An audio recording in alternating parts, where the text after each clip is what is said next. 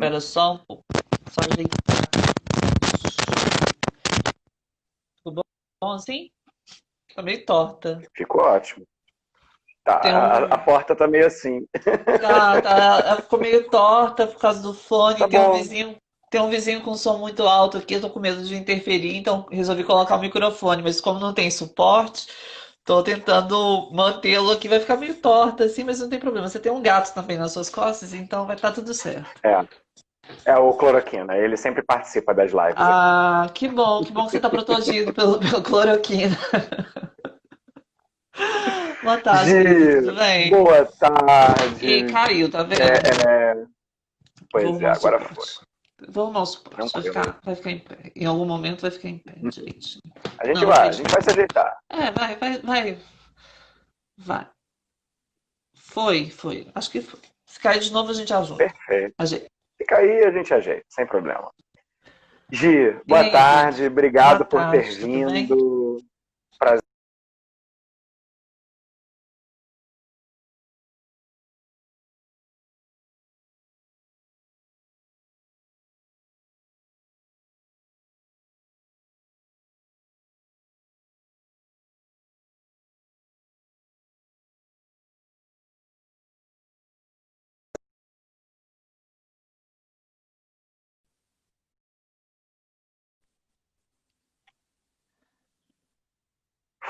Tá Oi, Gi. pausado. Oi, o seu vídeo tá É, pausado. entrou uma ligação aqui, cara. Eu não Ah, consigo tá. bloquear isso e eu nem sei por que que as pessoas ligam umas para as outras em 2020 ainda. É, Eu também fico surpresa com isso. deve ser alguma cobrança. Gi, Ou de um pra gente não presídio. perder. Oh, pode ser também. Pode ser também. É, pra gente não perder muito mais tempo, queria muito que você se apresentasse. Conta pra gente quem você é, como é que você chega aqui. Então, meu nome é Giovanna Cambroni,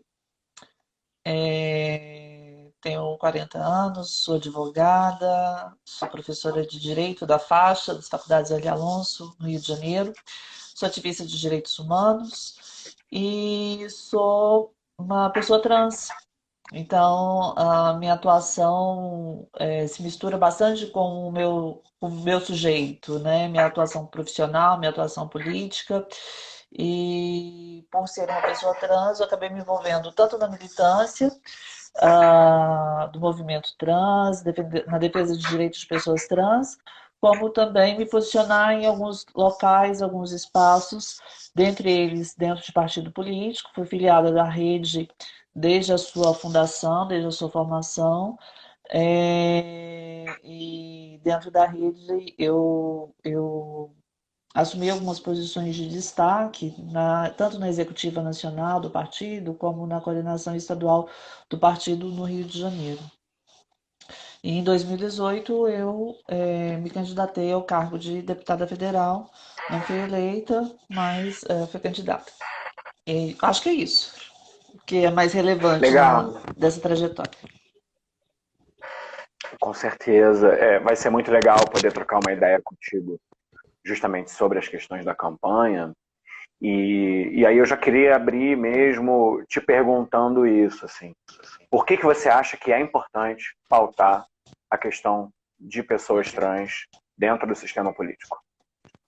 Então, Pedro, eu acho que. Tá me ouvindo? O microfone tá Tô te ruim. ouvindo, tô Tá. te ouvindo. Eu penso que assim, os corpos de pessoas trans eles estão extremamente estigmatizados, silenciados, invisibilizados pela sociedade como um todo, né? E não é diferente dentro dos partidos políticos. Então, quando a gente pensa numa democracia representativa, é importante que a gente tente ou pretenda, pelo menos, que ela seja atendida e a participação de pessoas, principalmente pessoas que participam de grupos sociais que são considerados minoritários, façam parte desses processos democráticos e que os partidos tenham essa visão, né? Normalmente, mas muito embora que, como eu já falei anteriormente, toda a sociedade brasileira, toda a sociedade, na verdade, não compreenda bem a transexualidade, a travestilidade, ainda é e repercute bastante a transfobia estrutural dentro dos partidos, invisibilizando esses corpos que já são invisibilizados pela sociedade, silenciando esses corpos e restringindo a participação tanto partidária quanto política desses corpos nos partidos. E conversando um pouco aqui sobre essa questão, né? Obviamente, essa invisibilização, isso gera consequências muito reais, né, para vocês, né? E aí eu queria entender um pouco, assim, quais foram as principais dificuldades, quais foram as principais barreiras que você enfrentou aí nessa eleição de 18 a deputada? Bom, primeiro eu acho que é importante, Paulo, ressaltar que de 2014 para cá, nas campanhas políticas, há crescido muito o número de participação de pessoas trans nos pleitos eletivos, né?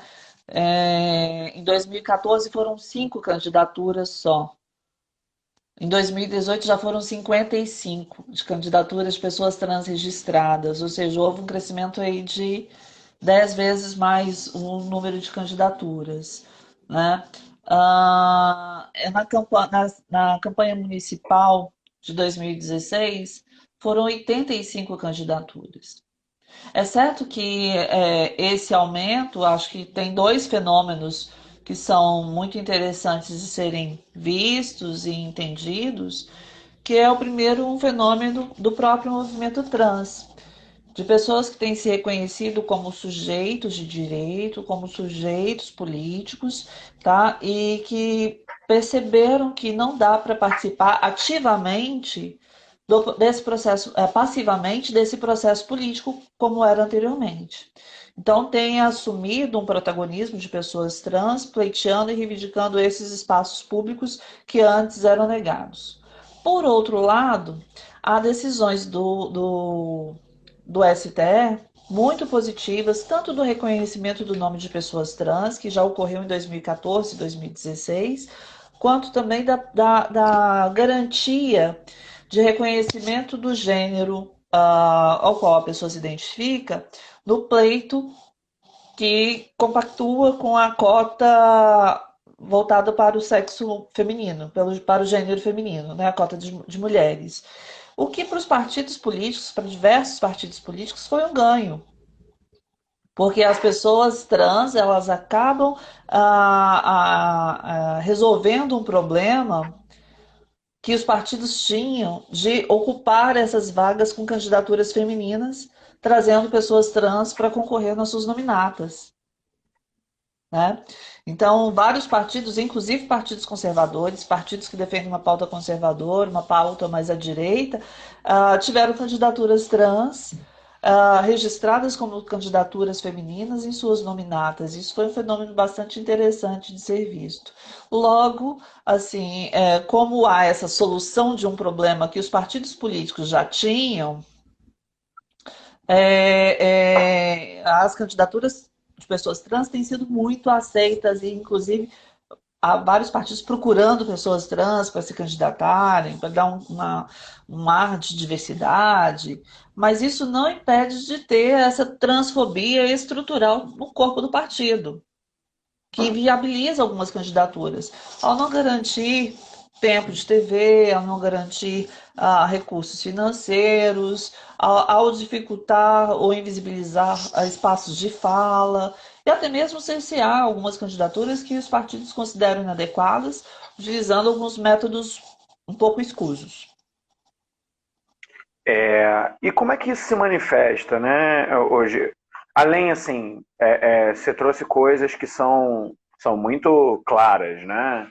A falta de acesso a recurso, a falta de acesso ao tempo de TV e tudo mais. Para além disso, tem outros pontos assim que você sente no tratar com o partido, da militância, de público, é, é, que sejam signos, assim, que sejam símbolos dessa transfobia estrutural que a gente vive? Olha, pela minha experiência pessoal, eu não consigo apontar nada. Eu acho que eu fui muito feliz dentro da rede, do partido ao qual eu estava afiliada. Tá? Então, eu não tive uma experiência de transfobia dentro do partido, mas reconheço várias experiências de companheiras de luta, de companheiras de categoria, de classe social, de grupo social, que foram candidatas ou tentaram vir a candidatas e passaram por situações muito diversas. Tá? De ser negado fala em determinados eventos, mesmo sendo a única pessoa trans a participar desses eventos, a ser negado a participação política ou um candidato de majoritária não querer se aliar ou se aproximar para de repente não e aí é uma questão de transfobia mesmo, né? Não macular a imagem dele com aquela outra candidatura que estava compondo a nominata da proporcional, sabe? De candidatura que foi barrada mesmo em um momento que todo mundo já sabia que a pessoa era pré-candidata por aquele partido, e aí o partido resgata um processo administrativo, ético de 2016 para impedir que a pessoa fosse candidata em 2018. Isso foi uma puxada de tapete horrorosa que ocorreu, inclusive no Rio de Janeiro. Então, Acompanhei. Oi? Eu Oi? lembro, eu acompanhei esse caso. Não, só tô falando, só Isso. comentei que eu lembro que eu acompanhei esse caso. Isso, então há situações muito diversas e que é difícil de ser nominada ou pontuada, porque muitas vezes elas são veladas. Elas ocorrem em espaços que a gente não tem acesso. E aí chega para a gente a informação e a gente, no momento, muitas vezes a gente não identifica que somos pegas de surpresas, a gente não identifica que foi por uma questão de transfobia, mas só depois a gente tem informação mais completa e a gente consegue analisar o cenário e verificar que, na verdade, aquela situação que restringiu, que invisibilizou, silenciou, era uma associação ligada a algum tipo de transfobia estrutural.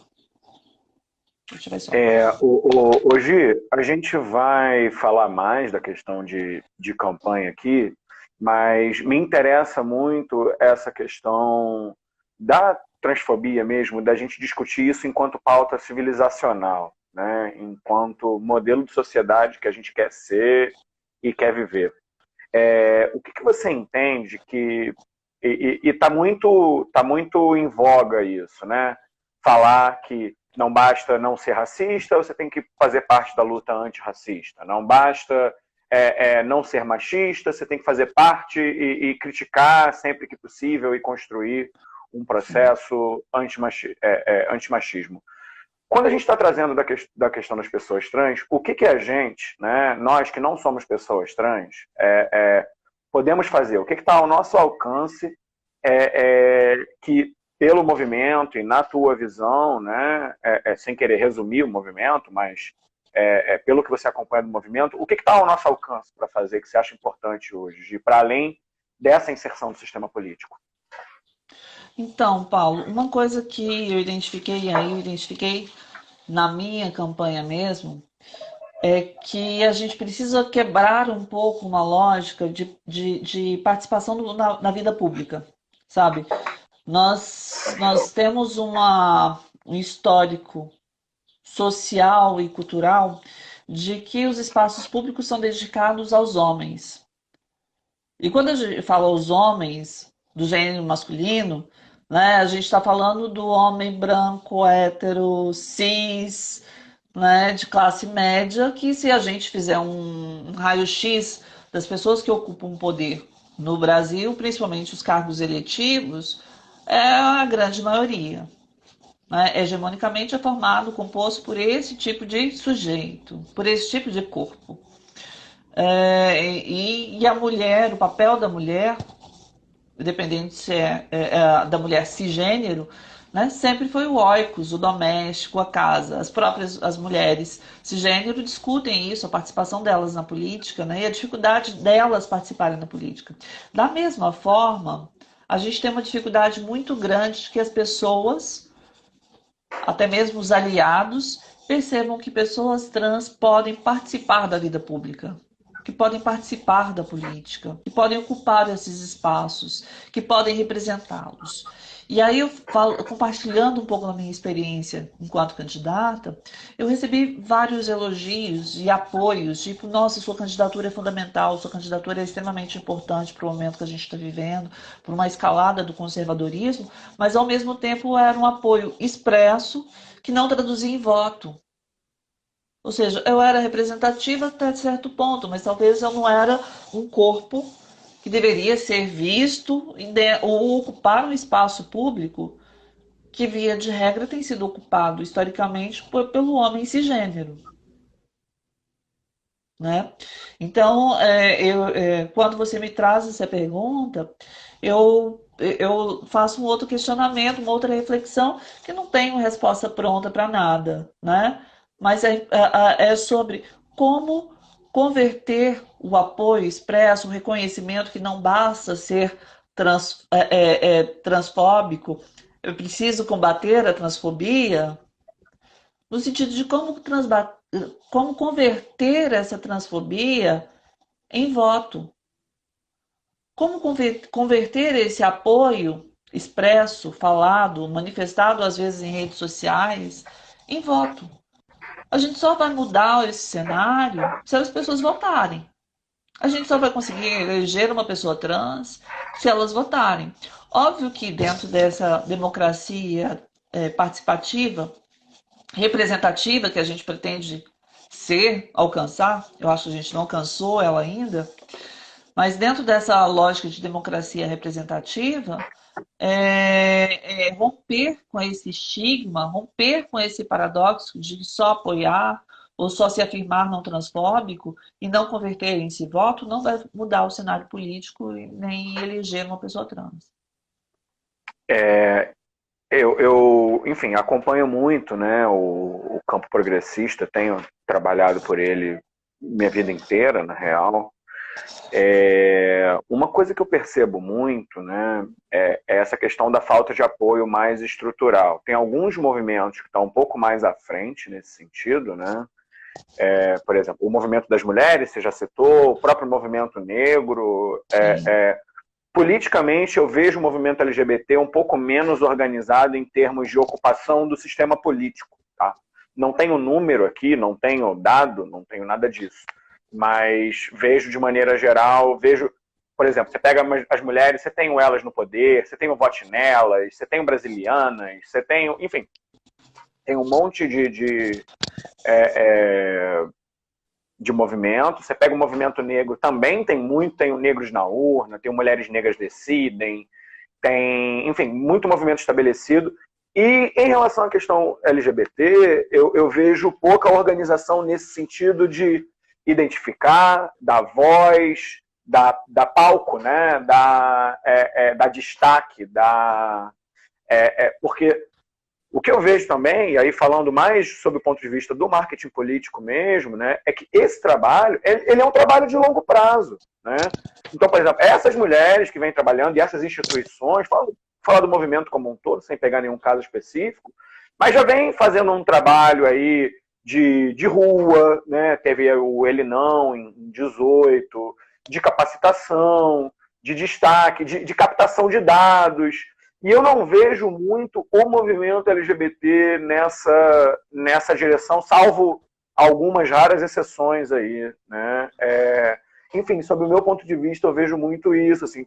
Falta um pouco também, às vezes, de uma organização. Eu vejo várias iniciativas de mapeamento de campanhas de mulheres, tem até algumas iniciativas de campanhas LGBT, mas ainda não vi nenhuma voltada para campanhas trans, né? Em 2018 teve vários movimentos assim, dentro de organizações sociais, dentro de ONGs, que fizeram levantamentos, fizeram cartas de candidaturas de apoio a candidaturas aliadas, termos de compromisso daquelas candidaturas aliadas a campanhas, aos pleitos e à agenda LGBT. Mas, assim, de fato, há pouca organicidade desses movimentos em relação à ocupação dos espaços políticos, à ocupação dos espaços eleitorais. Em 2018, nós criamos no Rio de Janeiro um coletivo de candidaturas trans. Então, formado basicamente por pessoas trans, a fim de apoio mútuo, solidariedade, pensar campanhas juntas, que também não foi muito para frente. Foi ali, a gente promovemos alguns eventos conjuntas, nos apoiamos, mas faltou um pouco de fôlego para tocar para frente. Até porque, diferente desses outros movimentos sociais, dessas outras organizações de movimentos negros ou de movimentos das mulheres, que tem sido espetacular, principalmente o movimento das mulheres, eu tenho acompanhado mais, as identidades de pessoas trans, de pessoas LGBT, elas são muito múltiplas, né? O próprio movimento é composto de uma sigla de diversas identidades que dentro dessas tantas diversidades se dobram em outras identidades e atravessados por imbricamentos muito diversos, tais como faixa etária, deficiência, classe social, raça, gênero, imbricamentos que implicam no deslocamento dessas pessoas para outras pautas, muitas vezes, né? Uma trans negra, por exemplo, às vezes se sente mais à vontade, mais disponível de estar discutindo no movimento negro do que dentro do movimento trans. Tá? Sim, é bem impressionante isso, né? Então, assim, nós mulheres trans ficamos mais à vontade, muitas vezes, de discutir e trazer as nossas pautas nos movimentos feministas do que dentro do próprio movimento LGBT, que tem um protagonismo muito grande de homens gays. Então a gente Uhum. tem esses atravessamentos, esses imbricamentos, que até dificultam a construção de um coletivo mais sólido. Né? De um Mas é uma movimento coisa único, né? de um movimento único, pró-voto LGBT, porque essas identidades elas são bastante plurais. Mas é uma coisa interessante de se pensar assim. Talvez não é algo a ser descartado, não. Acho que pode surgir alguma coisa aí dessa formulação sua, dessa reflexão sua. Ah, legal. E se precisar de algo aqui da gente também, tiver algo que a gente possa ajudar, sabe que estou sempre à Ótimo. disposição. A Ótimo. Renata trouxe uma questão muito interessante aqui no chat, e Ah, antes de mais nada, desconstruir o privilégio cisgênero, né? sim. Agora, de maneira mais prática, Gi, o que você acha que dá para fazer em relação a isso? Quem está dentro do movimento ou quem está fora do movimento pode fazer para tentar trabalhar essa desconstrução? Bom, eu acho que você me apertou sem me abraçar, porque não existe uma resposta pronta para isso, né? Não tem uma resposta pronta. Eu aposto muito na participação da vida pública e política a fim de ter um papel pedagógico, didático mesmo, para pessoas cisgêneras, sabe? De tentar formular. Porque hoje, assim, apesar da transexualidade, da travestilidade ser um assunto em pauta em todos os meios, né? Na mídia, no meio acadêmico, no cinema, ser uma questão é sempre olhada, sempre vista por um olhar cisgênero. A gente ainda está muito bebendo na fonte da construção de movimento social. Não que de outros movimentos sociais. Não que não exista um movimento trans. Existe um movimento trans desde a década de 70. Tem gente aí, tem militantes históricas, nossa. Existe. Mas ainda a gente está construindo esse movimento porque é muito recente o fenômeno de se reconhecer como sujeito de direito. Né? Até mesmo a nossa luta por direito é uma questão muito nova. Recentemente que foi garantido, em 2018 que foi garantido, que pudéssemos alterar o nome e gênero. Ou seja, a gente não tinha direito a ter a nossa identidade. Era Isso sempre é uma muito triste, dificuldade. né? Oi? Isso Era é uma muito triste. dificuldade. Era uma dificuldade para você ser reconhecido ou reconhecido como você se identifica. A gente está ainda, tem no STF julgamento sobre o uso do banheiro.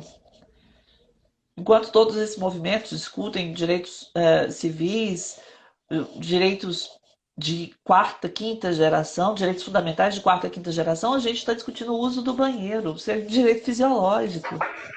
Me lembrou de uma coisa, acho que foi no Stories da Juliette, que trabalhou contigo, né? Trabalhou na tua Ela tá campanha, tá aqui com aí, a eu gente acho, hoje também. eu vi ela Tá, aí. já Beijo, deu um Juliette. alô aqui. Beijo, lindona.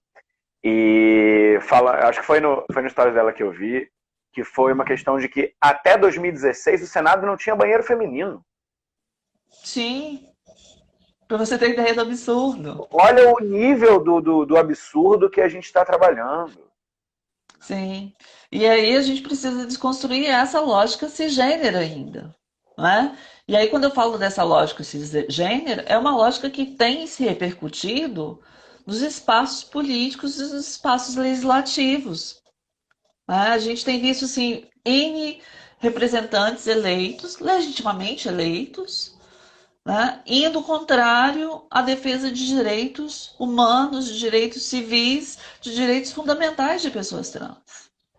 Né? A gente teve deputado estadual recém-eleito em São Paulo que falou que ia tirar a pessoa trans no tapa se encontrasse no banheiro da Lesp. Né? A gente vê surgindo, pipocando diversos projetos de lei contrários a direitos que são fundamentais para pessoas trans, porque eles estão contaminados por essa lógica, por esse olhar cisgênero. Então, voltando à sua pergunta, eu penso e eu aposto muito particularmente na existência de um papel pedagógico e didático quando a gente ocupa espaços de poder.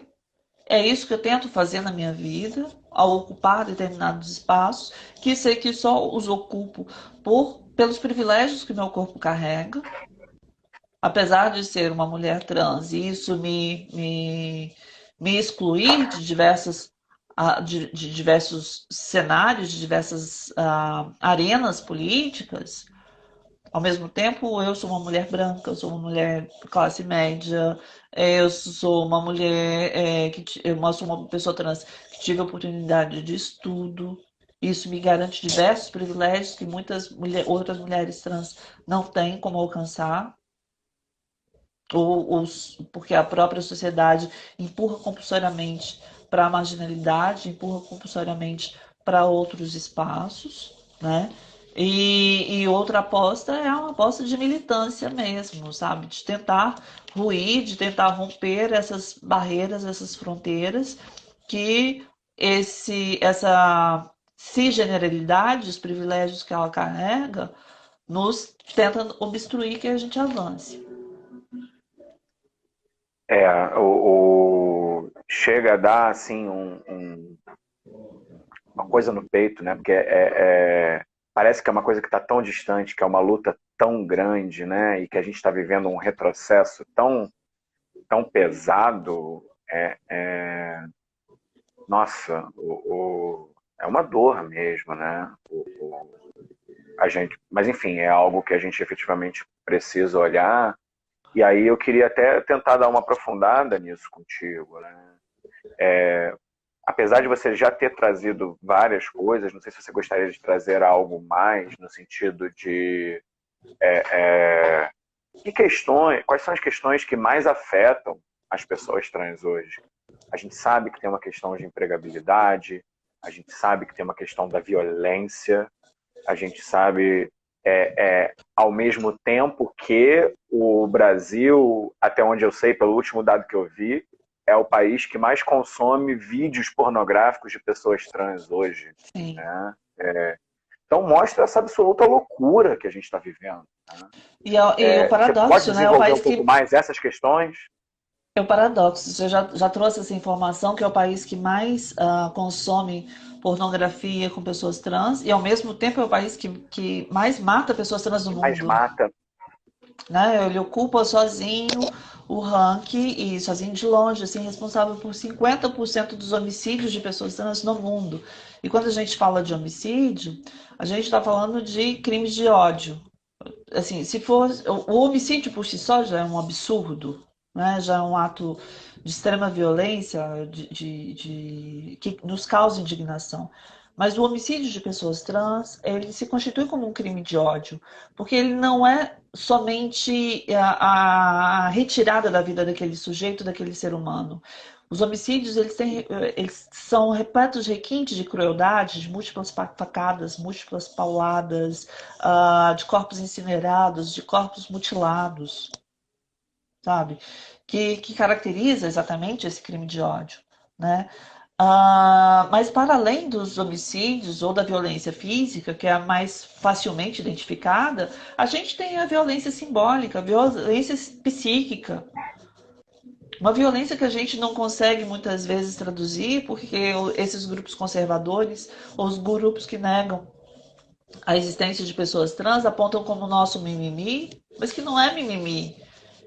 É essa violência que restringe a nossa participação social, é essa violência que restringe os espaços de pessoas trans ou a vivência de pessoas trans na escola. Eu apontei algumas informações aqui que eu me coloquei como uma pessoa privilegiada por ter podido estudar, por exemplo, mas o nosso modelo didático-pedagógico ele não está preparado para acolher a diferença. Os modelos das escolas são sexistas e são binários. Então, dentro de uma escola, por exemplo, tudo é dividido por gênero. Como que fica uma pessoa trans? Lembrando que a transexualidade ela não se manifesta somente na vida adulta. A identidade de gênero de qualquer pessoa ela é formada desde muito cedo. A partir dos 3, 4 anos, uma pessoa já tem a sua identidade de gênero mais ou menos formada. Ou a indicação dessa identidade de gênero. Como fica uma pessoa trans num ambiente escolar que precisa ir no banheiro que não está de acordo com a sua identidade de gênero? Ela se sente violada. Fora as outras violações que ocorrem ao longo desse período escolar, que acabam levando essa pessoa à evasão e exclusão, muito precocemente. Esse Dentro, muitas modelo vezes, até do próprio seio familiar, né? dentro do próprio. Eu ia falar exatamente isso agora. Né? Se não bastasse a escola, que é um ambiente externo, a pessoa trans, ela muitas vezes não tem o acolhimento da família. É estranho pensar que a família, que é a base da sociedade, que é esse ente que deveria dedicar amor incondicional ao outro, ao filho, e garantir que desenvolvesse seus potenciais, desenvolvesse integralmente aquele sujeito, quando a pessoa manifesta um gênero divergente àquele do qual foi construída uma expectativa, parece ter rompido os laços afetivos, os laços de relacionamento. E o ambiente doméstico vira um ambiente também de exclusão e de violência praticada pelos próprios pais. Sabe, eu tenho de muitos casos do período que eu trabalhei no Rio de Homofobia, de exorcismos dos filhos, de cárcere privado, de violência física, de tortura. E aí, diante desse cenário, em que não tem um apoio familiar, e a gente tem escolas que exercem modelos de opressão, de exclusão, o que é essa para uma pessoa aos 15 anos? Uma mulher trans aos 15 anos é a prostituição. Em vez de uma festa de debutante, como a maioria das meninas sonham, uma mulher de 15 anos ganha uma calçada para se prostituir. E aí, nesse cenário, a violência se amplia, né? Ela aumenta, ela expande.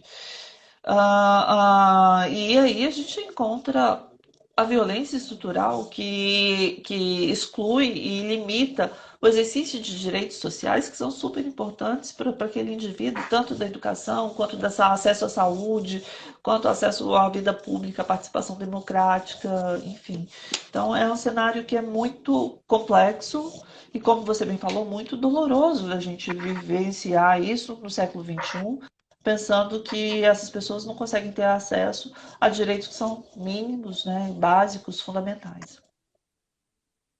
Eu confesso que a gente trata muito de temas progressistas aqui, né? Mas, particularmente, eu acho que a questão das pessoas trans é um atraso civilizatório que a gente vive.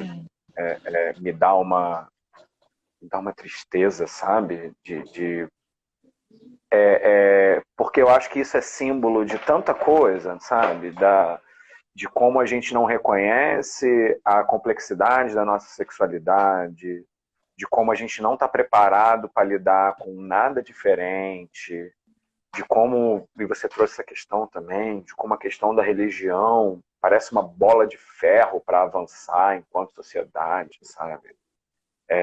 Sem querer aqui generalizar, mas é óbvio que os movimentos religiosos fazem parte dessa construção conservadora e retrógrada. Acho que Muitos mais do que conservadora, reacionária, retrógrada. Sabe? reacionário. Acho que muitos religiosos eles exercem um papel. E olha que eu sou uma pessoa religiosa, eu sou uma mulher de fé, mas Não é meu caso. é, muitos religiosos exercem um papel de amoladores de faca, né? Mesmo que eles não cometam a violência, mesmo que eles não agridam fisicamente, os discursos que eles fazem na construção coletiva, e pensando a igreja como um aparelho ideológico, né, que cria uma ideologia, e uma ideologia que como a gente está apontando, de exclusão, de violência, de pecado, de abominação, de desgraça, né? A gente percebe que esses discursos religiosos eles acabam amolando as facas que matam as pessoas trans na rua. Acabam construindo esses sujeitos que consomem pornografia porque vivenciar o desejo é pecaminoso, mas que quando a gente passa na rua aponta o dedo para rir, para fazer uma chacota, que nega o direito do reconhecimento daquela pessoa, que pratica violência física, que joga pedra, que mata, que objetifica, que fetichiza. E todas essas violências, elas encontram coro, origem nesses discursos religiosos, sim.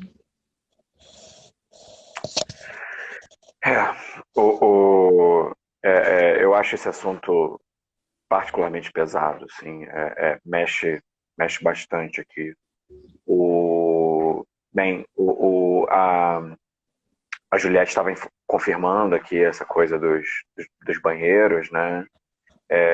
E aí falando, imagina como é que, se não tinha nem banheiro feminino, imagina um preparo para Imagina mulheres trans, para né? mulheres E aí trans. a Renata traz uma questão aqui que eu até queria dar uma comentada, aonde que você acha que as mulheres trans devem ser incorporadas nos partidos, na Secretaria LGBT ou na Secretaria de Mulheres, ou por quê? Eu, particularmente, parto do princípio que tem que se ocupar todo e qualquer espaço. Eu, Mas não sei se... Queria te ouvir. igualmente, eu parto do princípio que não há limitação. A mulher trans ela tem que estar onde ela melhor se fica, né? Como é falado muito no movimento feminismo, né? O lugar de mulher é onde ela quiser. Acho que o lugar de mulher trans é onde ela quiser também, sabe? Eu não vejo diferença. Normalmente os partidos dedicam muito os movimentos LGBT, né? A maioria dos partidos políticos acham que ou consideram ou as pessoas trans são levadas, porque isso acontece também tanto em partidos políticos como em outras esferas. Ah, você é trans, então você só vai falar sobre transexualidade, só vai dizer sobre isso. Isso acontece com É, mulheres, acontece com com mulheres, com negros, negros, né? isso acontece com tudo. É uma questão que a gente precisa ainda romper, né? Que as pessoas elas não estão dentro de uma caixinha só, elas são outras coisas e têm outras potencialidades que precisam ser desenvolvidas também, né? Que podem ser desenvolvidas e podem ser aproveitadas. Então, normalmente os partidos políticos, eles reproduzem essa lógica, né? Colocam as pessoas somente em movimentos LGBT. Mais recentemente, tem crescido os partidos que têm incorporado as pessoas trans no movimento das mulheres, e isso é muito positivo, porque, principalmente para mulheres trans, travestis e transexuais, a gente tem uma dificuldade muito grande ainda de ser reconhecida como mulher. Ser reconhecida a nossa feminilidade, ser reconhecido o gênero feminino e ser dado espaço nesses movimentos, né? O próprio feminismo tem uma corrente que não considera a mulher trans como mulher, porque acha que as mulheres trans estão ocupando os espaços e são homens biologicamente, são potenciais agressores. Isso a gente vê, e agora, mais recentemente, os partidos políticos já estão, os movimentos de mulheres, até mesmo pelas próprias iniciativas dos partidos políticos, de reconhecerem como mulheres para garantirem as ocupações e a participação nas cotas das candidaturas proporcionais. Isso tem ocorrido, esse reconhecimento, que, a meu ver, é muito positivo. Mas, respondendo a Renata, eu acho que mulher trans, a pessoa trans tem que estar ocupando o espaço que achar mais indicado. No caso da rede, eu fui falando da minha experiência pessoal, eu fui da coordenação estadual do partido no Rio de Janeiro, depois fui da executiva nacional do partido na pasta de movimentos sociais, que embora não fosse duelo nacional de diversidade sexual, mas que tratava com os outros movimentos sociais ligados ao partido. Você é, antes de tudo, uma ativista de direitos humanos, né? Sim, sim. Hoje, até para a gente entrar, como a gente tem, né, eleição esse ano, eu queria um pouquinho que você comentasse como é que você tem visto e o que é possível fazer sob o ponto de vista municipal, né, seja no legislativo ou seja no executivo, sobre as questões de pessoas trans. O que é possível fazer no nível municipal? O que você tem visto mais atrasado no nível municipal? E o que você tem visto de legal no nível municipal? Você que acompanha a temática aí de perto. Então, nessa escalada conservadora que a gente tem vivenciado, tem surgido muitos projetos de lei e decretos que coíbem, proíbem ou excluem pessoas trans da participação social. Tá? E isso é bastante preocupante, a meu ver. Sabe? Tem projetos de lei assim, absurdos, que vêm muito embasados no discurso religioso, ideológico, de uma possível ideologia de gênero. Né? Gênero não é uma ideologia, gênero é uma construção social, né?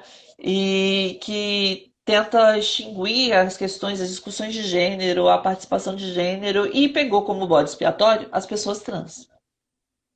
Então, tipo assim, combater a ideologia de gênero para gente que nem entende o que é isso, ou esse conceito criado pela igreja, significa combater pessoas trans.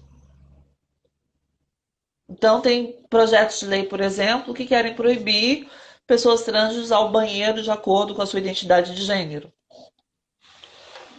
Projetos de lei, por exemplo, que querem proibir que pessoas trans participem de esportes que nem têm essa competência, na verdade, esse projeto de lei, né? Mas que querem proibir que pessoas trans participem de esportes de acordo com a categoria do seu gênero identificado. Existem coisas absurdas.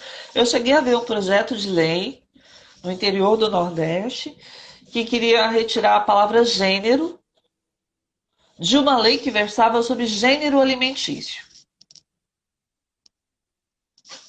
Você Eu tem lembro ideia dessa. do ponto que nós estamos, né? E não Para não falar. satisfeito, o Brasil também tem participado desse movimento internacionalmente, né? Sim, sim. E aí a gente vê, durante a discussão dos planos municipais e estaduais de educação, discussões absurdas, assim, para retirada da palavra gênero do plano, para mesmo que não fizesse menção à educação sexual ou identidade de gênero, mas haviam discussões muito absurdas assim e é algo muito preocupante, a meu ver. Agora, fazendo proposições, eu acho ainda bastante interessante e viável as discussões sobre o uso de nome social nos espaços públicos. Uma discussão que normalmente as resoluções elas são de esfera administrativa, né? Então, os espaços públicos acolherem os nomes sociais, principalmente. Aí alguém pode falar assim: ah, mas Giovana, a pessoa trans já pode mudar de nome. Pode, mas é um processo extremamente burocrático e nem todas têm acesso.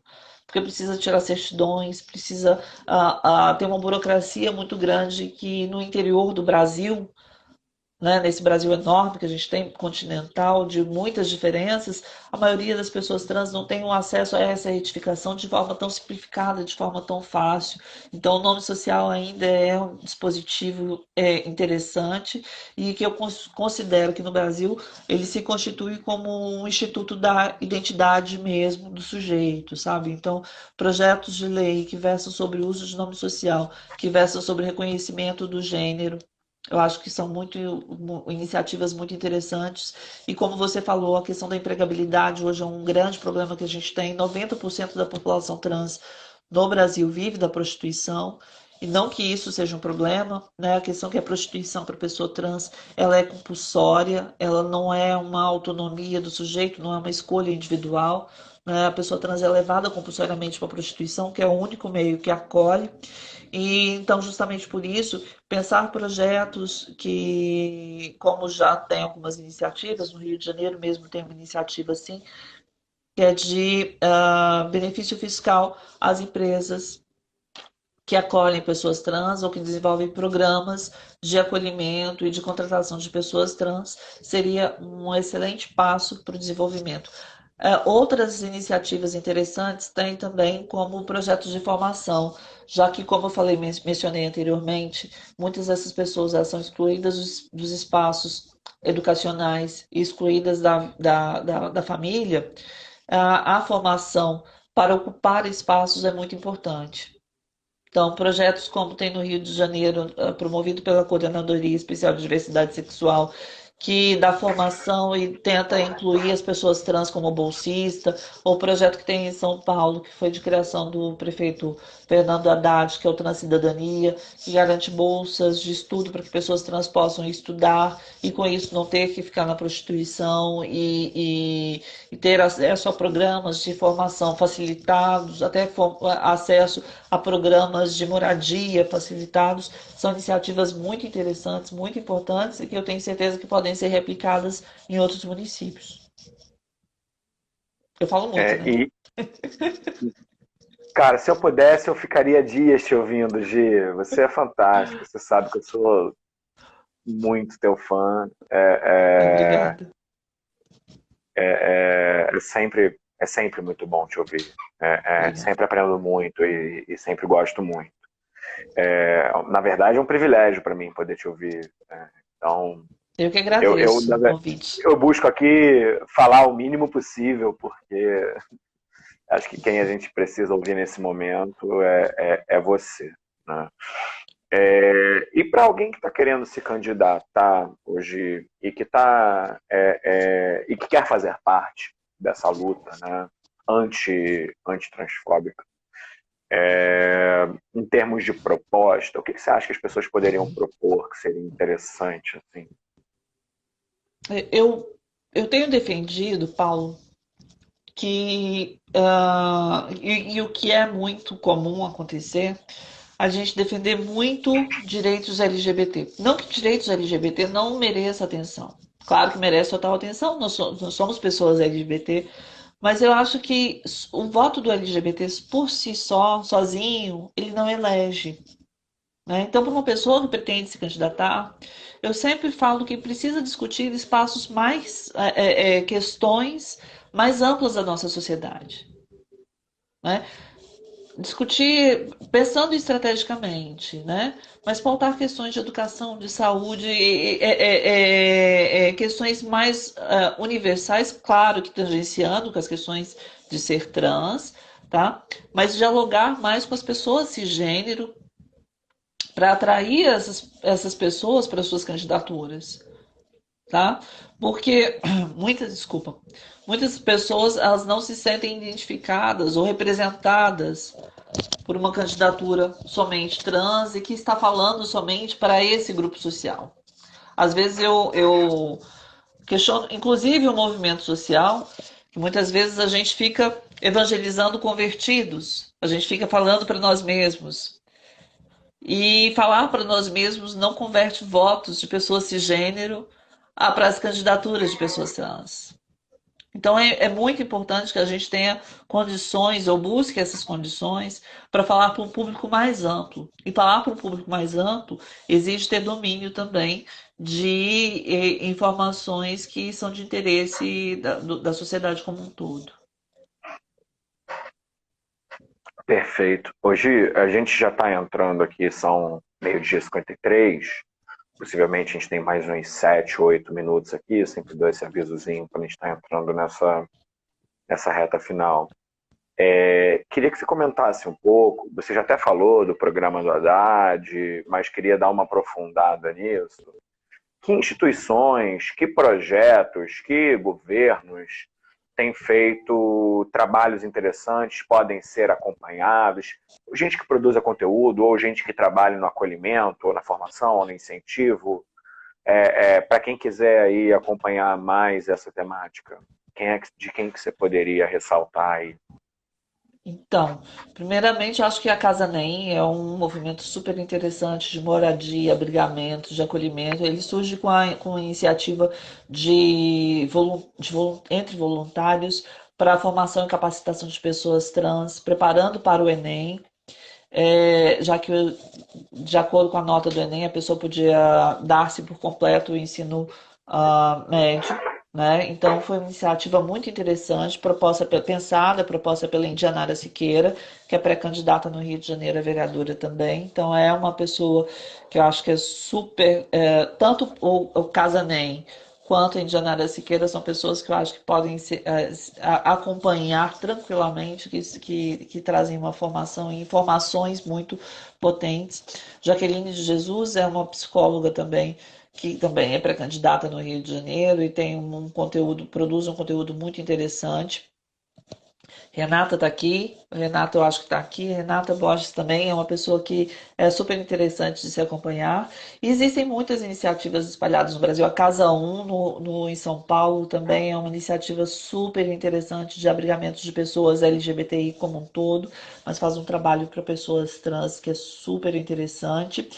E de conteúdo de rede social, eu tenho acompanhado, gostado muito do trabalho da Bicha da Justiça, que é um trabalho de um coletivo mineiro que visa justamente essa discussão de pontuação de direitos de pessoa LGBTI, de pessoas trans, e traz um conteúdo informativo, educativo, muito interessante.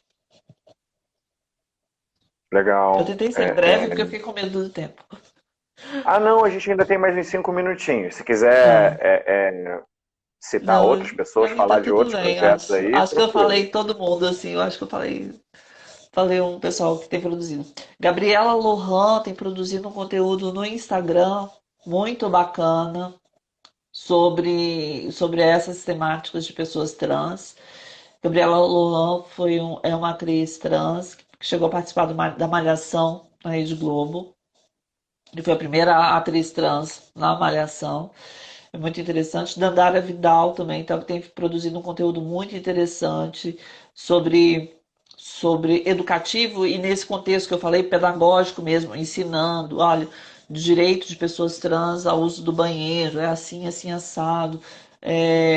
Então tem esses dois conteúdos aqui no Instagram que produzem um conteúdo de qualidade sobre essa temática. Muito bom. E Gi, a gente teve, né, algumas pessoas trans entrando no sistema político.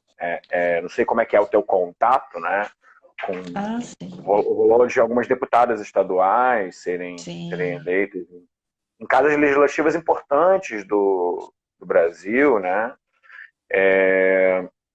Como é que você tem visto a atuação dessas candidaturas trans? Como é que você tem avaliado isso? Maravilhoso. As candidaturas elas foram maravilhosas. Tem a única candidatura independente é a da Érica, né? Da Malunguinho. Erika Que, Hilton. Da a Erika Érica Malunguinho, desculpa. A Malunguinho, a Hilton é Érica da bancada, né? é da bancada, né? A Érica Malunguinho faz um mandato super potente, com a potência que ela tem mesmo, né? A Érica Malunguinho nem é uma pessoa, é uma força da natureza, né? porque ela traz consigo assim muita transformação para a Lesp. A Érica Hilton, ela tem uma participação super interessante.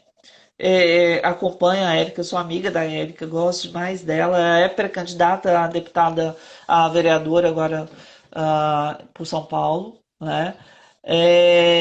Mas a Érica, ela foi pela iniciativa da bancada, né? Que é o mandato coletivo, que tem se constituído movimentos interessantes a serem pensados a fim de dar voz e participação social de uma maneira coletiva para grupos que são de pessoas, formados por pessoas que normalmente são minoritárias, né? Então, a bancada ativista elegeu e a Érica Hilton, acho que ela está afastando da bancada agora, né, pela candidatura, mas afastando do mandato agora pela pré-candidatura, mas ela é uma pessoa super potente e é uma figura incrível, que também deve ser acompanhada aí no estado de São Paulo, no município de São Paulo, que ela é pré-candidata a vereadora esse ano. Tem realmente muito trabalho interessante, né? Tem, De tem. pessoas que estão entrando aí no sistema. Sim, e buscando alternativas para furar as bolhas, né? Essas iniciativas dos mandatos coletivos, tanto pela bancada quanto outras iniciativas que têm surgido, né? Robeonce também ela foi eleita assim no sistema coletivo. Ela não tem muito contato, ela foi eleita em Recife também por um mandato coletivo, assim que também traduz isso. Então, assim, a gente vai encontrando fórmulas, né, de romper essas barreiras, de estourar essas bolhas e conseguir espaço. E isso são iniciativas muito, se traduzem em iniciativas muito interessantes, né? Gi, eu queria muito te agradecer. Daqui a pouco o Instagram já vai avisar que a gente está nos últimos segundos aqui. Então, antes de tudo, dizer o quanto é maravilhoso te ouvir, o quanto é sempre fantástico aprender contigo. Me despedir e te dar aí a palavra final. Oh, eu que agradeço imensamente pelo convite. Foi um prazer estar aqui com você. Espero que as pessoas que assistiram e vão vir assistir gostem da nossa, do nosso bate-papo, da nossa conversa, e que tenha produzido algum tipo de conteúdo de informação interessante para todos. Tá? Beijo grande. Acho que foi maravilhoso, viu, Gi? É muito importante a gente pautar isso. É muito importante ter mais mulheres trans em espaços de poder. É para isso pra gente que a gente existe, é para isso que a gente luta. Espero continuar caminhando.